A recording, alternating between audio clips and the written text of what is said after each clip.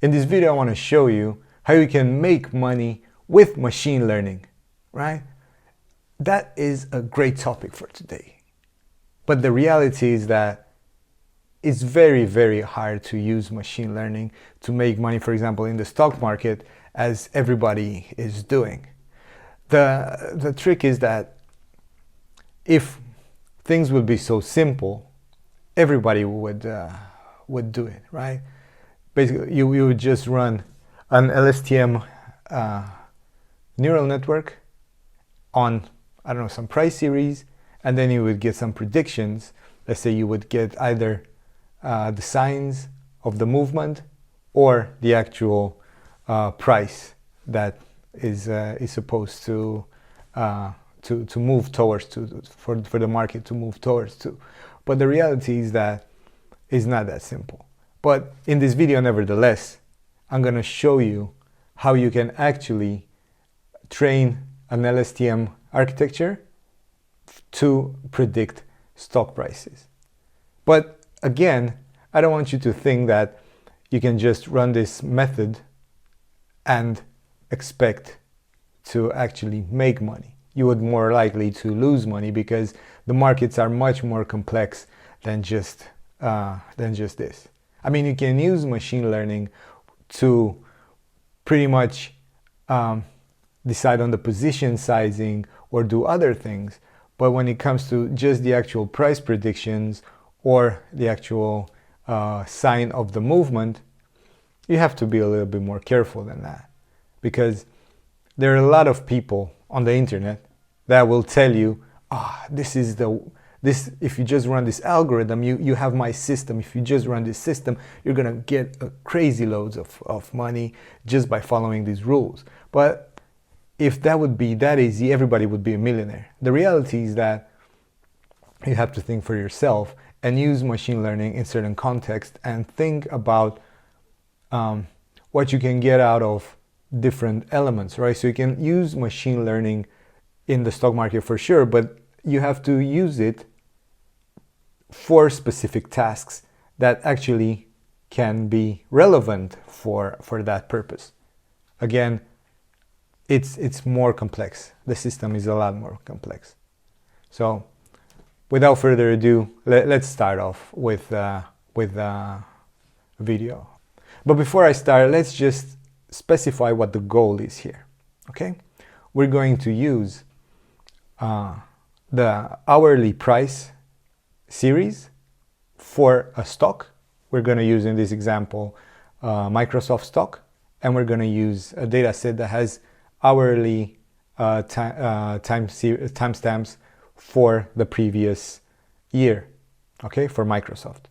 And we're going to use the close as well as the logarithmic returns to try to predict the next day's price. Okay, so this is our goal. We're going to use an LSTM architecture. Basically, LSTMs are a type of recurrent neural network that have memory, because that's in the name, is long short-term memory. And what they're going to help us with is actually try to predict the next day's return. So let's go ahead.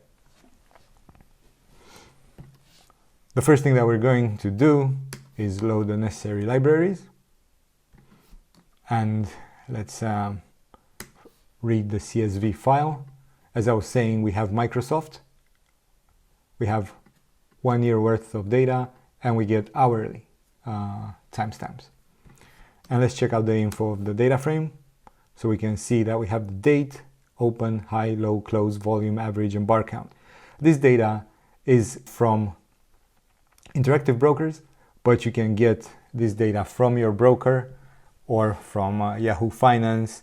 Of course, you can use any data that has the close price, okay? Because we're not going to use the open, high, low, or volumes and stuff like that. We're just going to refer to the close and what we can derive from the close. And let's actually set the index as date. And as I was saying, I will only use the close feature.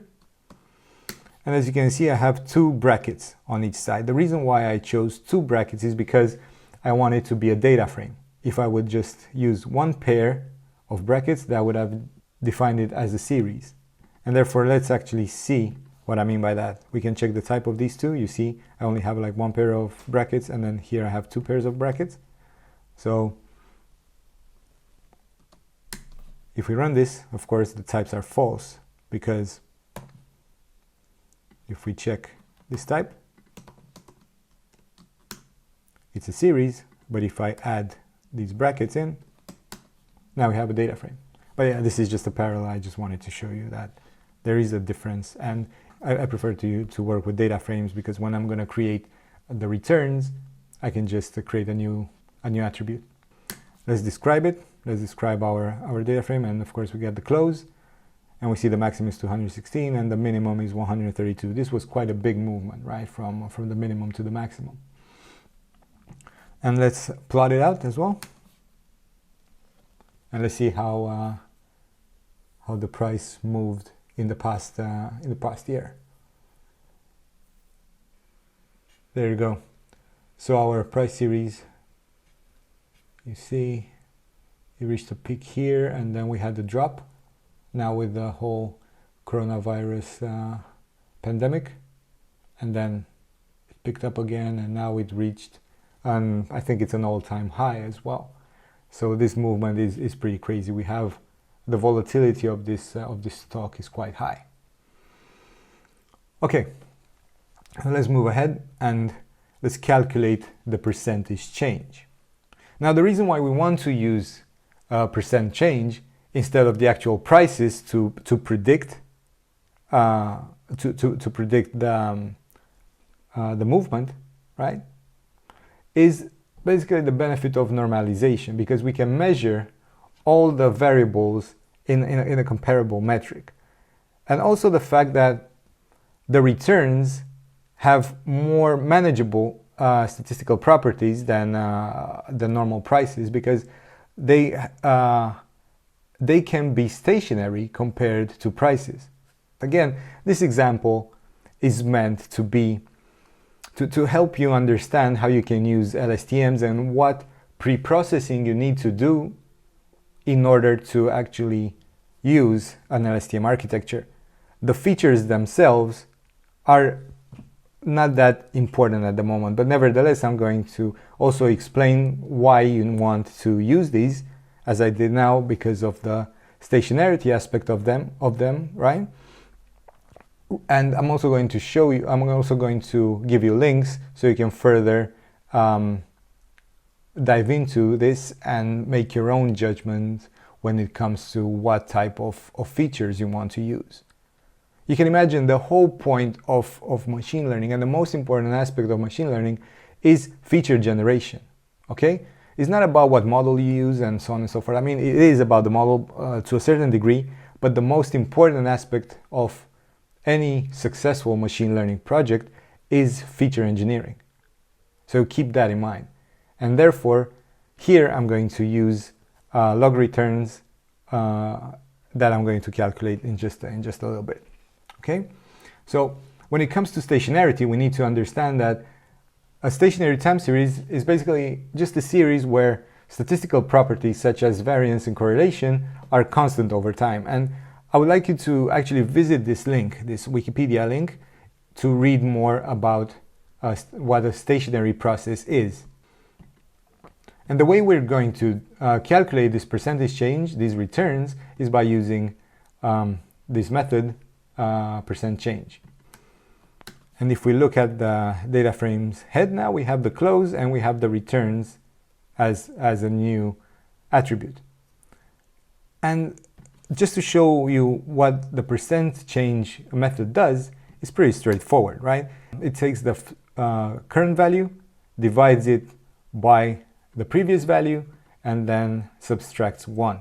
And then we get to this result. And as you can see, we have the same result here, right? It's pretty straightforward. It's just that it's simpler to use this method to calculate the percent change rather than do that math.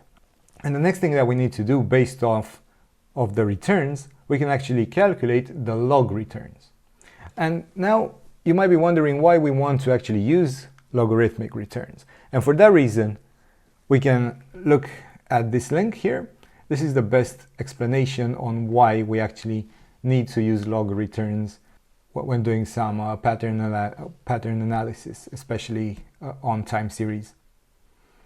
Okay?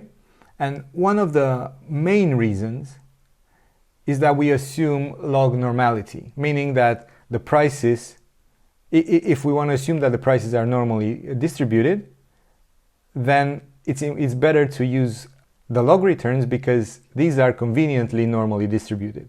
So it kind of helps us with that regard. And also, when the returns are very small, the log returns ensures that the prices are close in value to those raw returns.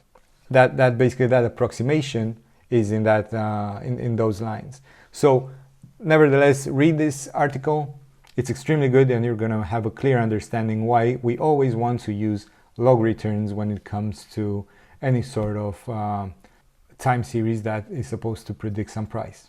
Okay, so let's go back, and the way we calculate the log returns is like here. We get a numpy function, which is the log, right? And then we have 1 plus and the df returns. And let's check out the head. And there you go, we have the logarithmic returns as well. You see?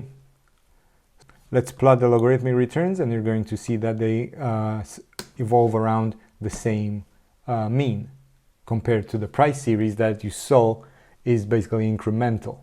Or it can also, it has a trend component, of course. It can be also mean reverting, but nevertheless, the mean always changes, right?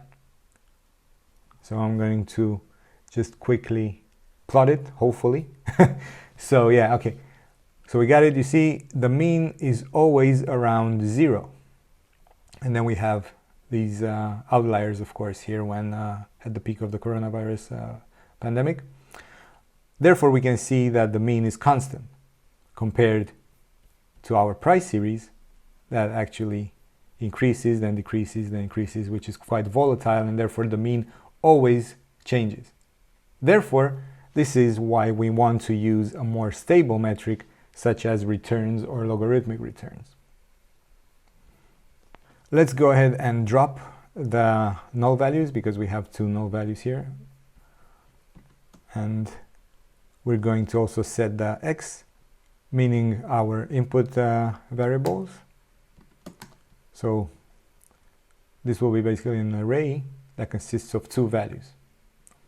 As you can see, here is 134 because we have e plus 0.2, and then here is like 0.001389 and so on and so forth because we have e minus 2. Now, because our features are in different scales, we're going to use min-max scalar to normalize the data, and we're going to use the feature range of 0 and 1, and therefore we can just scale these guys, and we can see that now we have our scaled values as before, right? Just that they're scaled between 0 and 1. So let's check, for example, just our close prices, because the y is our output. So we want to predict the next day's price. And therefore, the y will be exactly the first item of the list, meaning the prices, because these are actually the log returns. Okay, so we're going to just select the first item from the x, and therefore this is our target variable. Now, of course, we're going to need to predict the next day's price, but we will do this later on. Basically, we're going to shift these values by 1 so that we predict the next day's price. But nevertheless, our y will be formed out of a price series.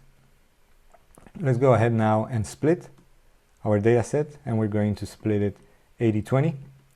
And I'm not going to use, I could use something like a time series split from scikit-learn and so on and so forth, but for now it's very straightforward just to split it like this because it's ordered already.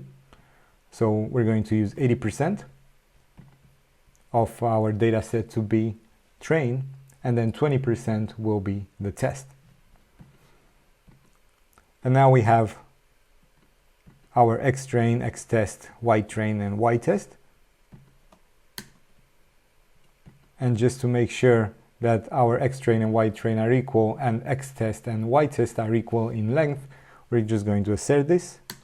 And of course, that means they are both equal. Otherwise, we would have gotten an error. So let's go ahead now and do the labeling. And this is the interesting part. Everything that you've seen up until now is pretty much just feature generation. We just generated a new feature called log returns. And then we just split the data set. But this is nothing new. This isn't something extraordinary. But what we're going to do now, we're going to do the labeling. And what we want to predict now is to predict the stock price at a future time. And as I was saying earlier, when I set the y variable, we set it to the exact price series that we have. Now we're going to need to shift it because we want to predict the stock price at a time t plus 1 relative to the stock price at time t. And as I was saying, we're going to use an LSTM architecture. Basically, an LSTM is just a recurrent neural network, just that the LSTM has a memory, and therefore we can process sequential data in a better way, right? A normal RNN network doesn't have that memory, and therefore is not very helpful for sequential data. But for our case, because we're dealing with a time series, LSTMs are great neural networks to work with for this type of problem. So, as I was saying, you need to set up a time step, basically the time steps in the past that you want to add to that input. And therefore, that time step will actually need to be set before, and you're going to need to create that array of the values. So here, as you can see, I'm saying the same thing, right? So the time step just refers to how many steps in time we want the backpropagation algorithm to use when calculating the gradients. So we can actually use a method to create the time step and the output variable, the t plus 1, because our y at the moment is just the exact mirror of the price series. So we're going to actually use a time step of 3. So we're going to look 3 days in the past, and we're going to predict 1 step in the future. And this is the way we're going to do this. We're just going to have a for loop that is going to start from 3, or the number of the time step, and it's going to append all of the previous 3 values to a list. And of course, we're going to append on the y train, we're going to append the next record to our y train.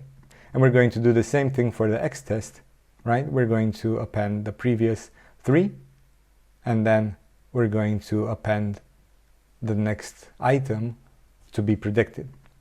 So let's run this.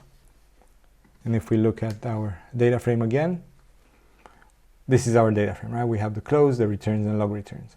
And now if we look at our x train, 0, we're going to look at just one item on the first item of the x train. This is, I want to show you this because it's easier to understand what we've just done in the previous cell. You see we have 3 time steps, but again, these are like normalized. So we have 0.24, 0.01, 0.146, and then for the y train we have this value. Okay, so it's not very clear because they're normalized. But let's go ahead and inverse transform this, so we actually see the value. So our value of y train 0, we're going to inverse transform this value with our scalar, which was the min-max scalar, so we want to see the actual original value. So the actual original value is 134.83. Okay? So this normalized value translates to this value. And as you can see, our y train is 134.83. So we're using these previous 3 rows to predict the price here. That is the goal.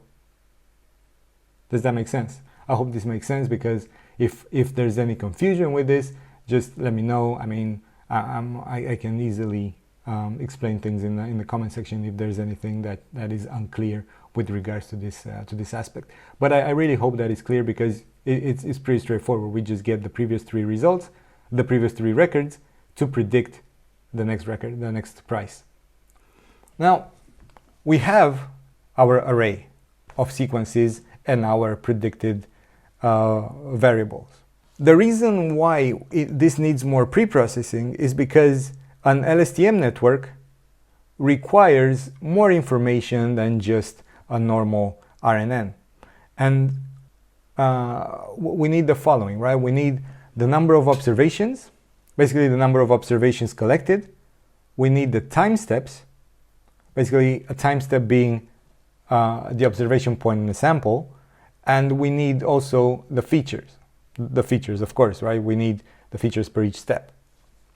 So we need to actually add another temporal dimension compared to what we currently, to what we usually would input into a network. So these are the number of observations, number of steps, and number of features per step. Okay, so what we're lacking is the actual number of steps. And therefore we're going to transform X-train and Y-train to an array, and then we're going to use NumPy reshape to reshape our array and to include the actual time step. So we're going to do that for both X-train and Y-train, as well as for X-test and Y-test. Let's go ahead and do that. And let's see the shape now. And now we have the actual shape of the array that we actually need to input into our LSTM network. You see, so we have 1,398 records, and we have a time step of 3. So we look 3 points in the past, and we have 2 features, meaning the price and the logarithmic returns. And for the Y-train, we have 1,398 records and only 1 feature, of course, because we only have the price that we want to predict. Okay? So now let's go ahead and we can create our LSTM model. So we're going to use a very baseline example for this for this example. So we're going to create a sequential model. We're going to add a very simple LSTM network that has an input shape of our X-train shape. So you can see we have the input shape needs to be given the number of steps in the past and the number of features, right? So remember that it's very important to input to set the input shape to the number of time steps that we set, which is 3 in our case, and then the number of features, right? That's the second item in the tuple. And then we're going to add the dense network here. And of course, we're going to use the mean squared error as a loss function. And we're going to have an optimizer, which is Adam, okay?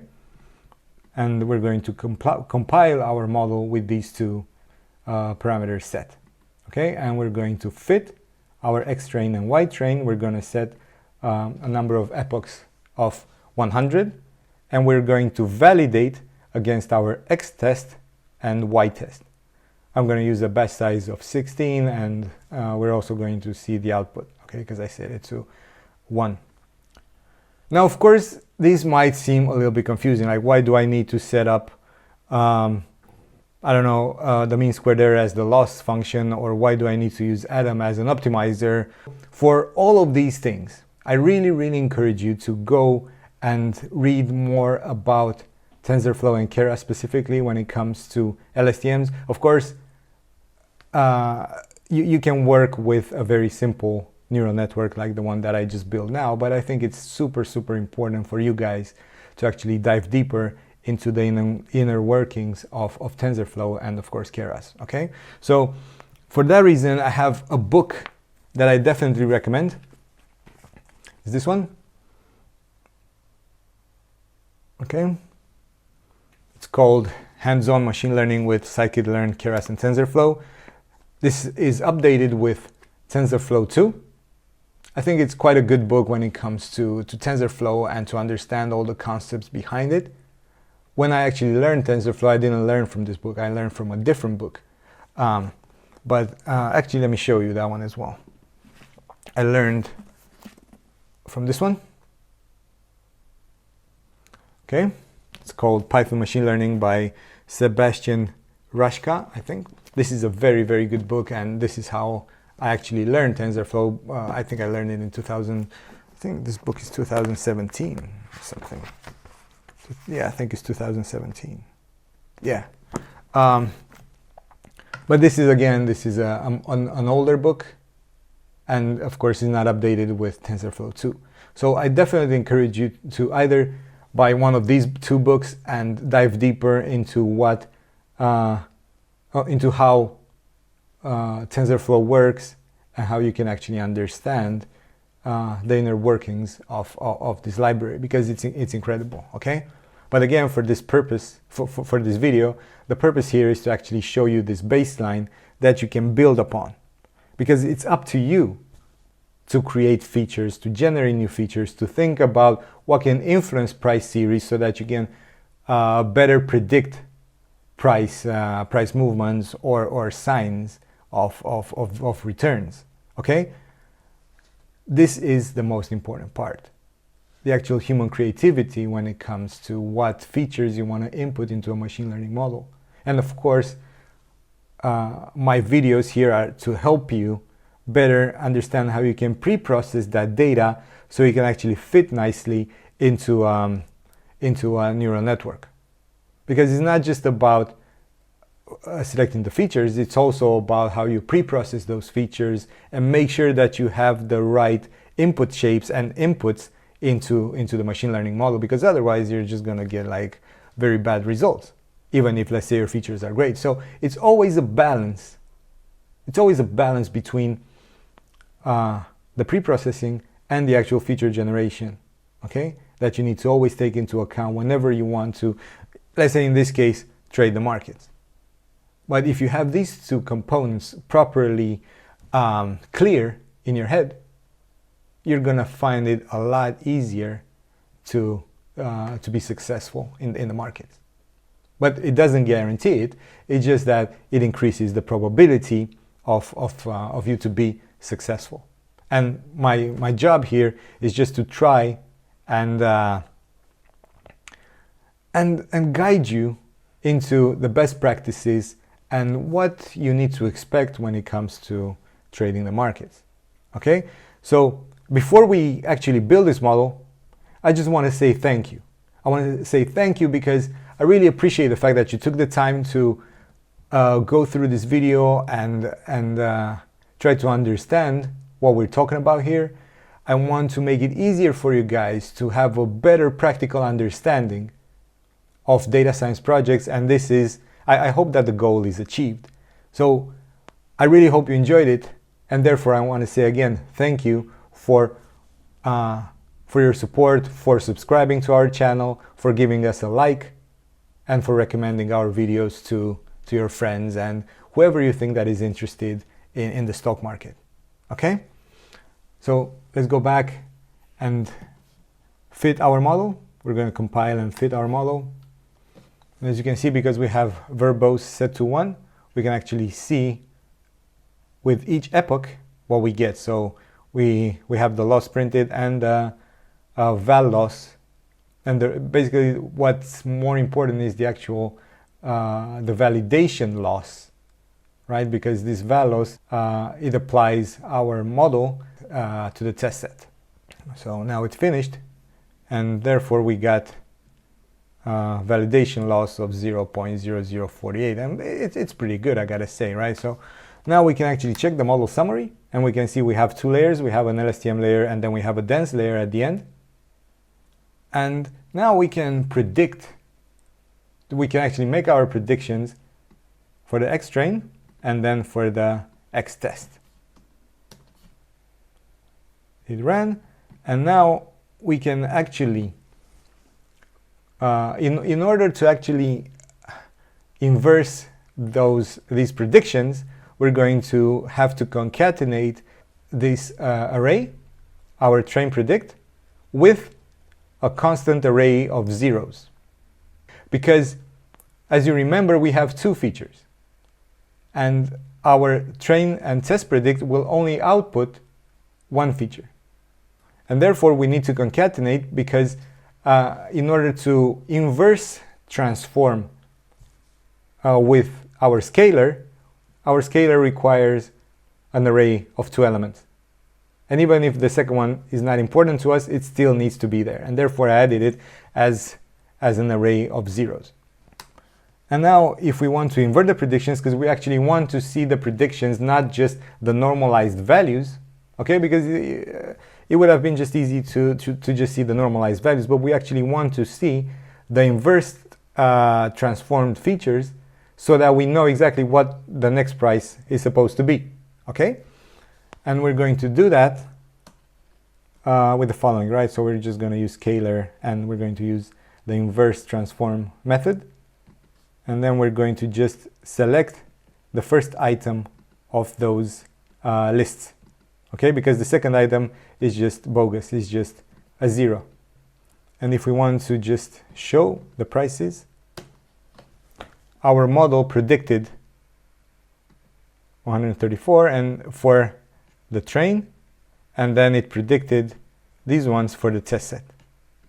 And of course you can see that the test set, they're a little bit higher, because of course our test set is further away in the future compared to our train set, and of course the values are higher. But the whole point is that now you understand how you can work with features, you understand how to transform the features in your data set, and how you can transform them back and forth in order to actually get insights when it comes to a stock prediction.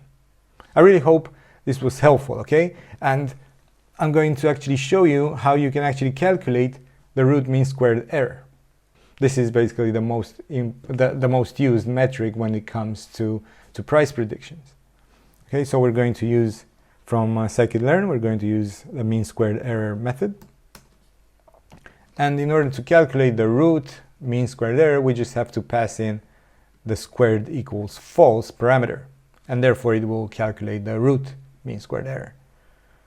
And of course you can see that the arguments that we pass, first we need to pass in the true the true labels, and then we can pass the predicted labels. So this is exactly what we're doing.